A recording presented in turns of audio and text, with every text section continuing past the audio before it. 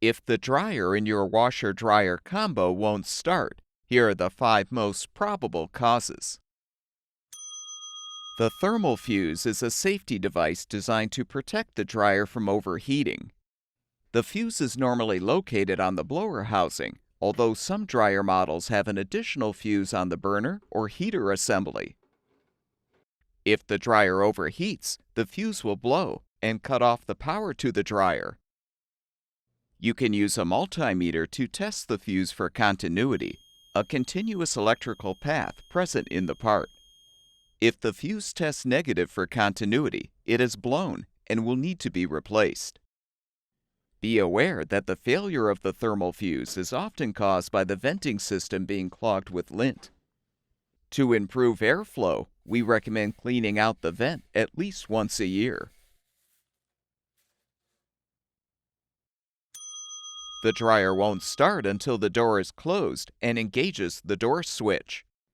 However, if the switch is defective, the appliance won't start even with the door shut.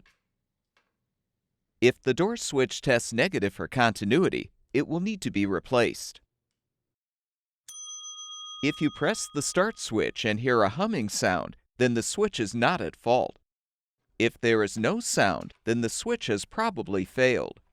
Again, you can use a multimeter to help determine if the switch has continuity or not.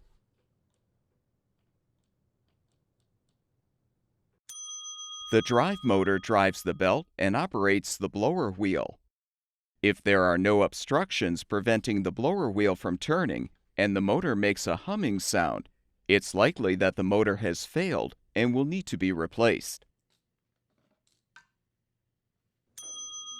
Some dryers have a belt switch that will prevent the dryer from starting if the drive belt has broken. Replace the broken belt with a new one, and your dryer should be ready for use. All of the parts shown in this video are available on our website.